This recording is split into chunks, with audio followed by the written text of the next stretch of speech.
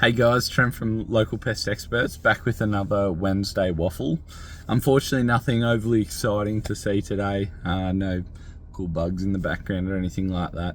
I actually just drove past our office, seen the bins at the road, thought if the bins are at the road, that means it's Wednesday.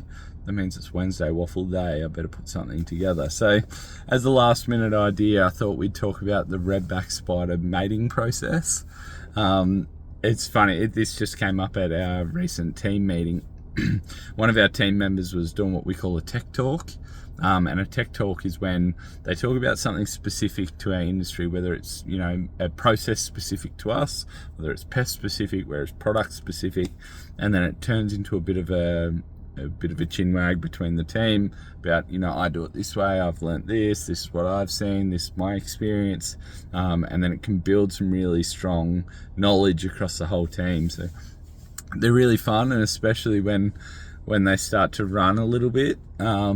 And last month the technician was talking about Redback Spiders, and I started throwing a few facts out there, and I kept saying, look, I'm not 100% sure on this, we probably should fact check it, which everyone thought was quite funny and became a bit of a joke before the end of the meeting. But thankfully I fact checked it, it was all correct. So the mating process for a redback spider, you may or may not know this, but redback spiders are a widow spider.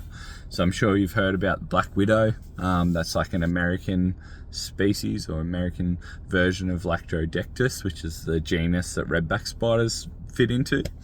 And so these guys, redback spiders, being a widow spider, you can imagine means that during the mating process, the male actually usually doesn't survive.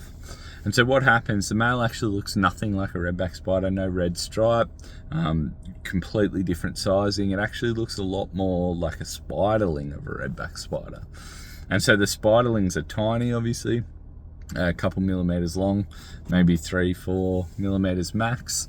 They're like a pale grey, they've got like some pale stripes along their abdomen, but no red, no black, nothing that you'd picture a redback spider to look like. And so what he does is he comes along to the web and starts to sort of pluck at the strings of the web to incite the female to come out. She comes out expecting food to be there. Food isn't there, but the male is there. So he does his little dance and either gets accepted or not.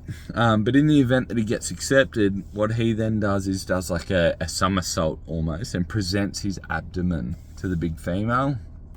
She then locks in, starts eating, and while she's eating his abdomen is when he's inseminating her. So spiders actually have these pedipalps. Male spiders have these pedipalps, which are like a modified pulp, I suppose, and they've got generally got the sperm sac in it. And anyway, he does his thing. Long story short, when he does that insemination is usually good for up to 6 egg cases.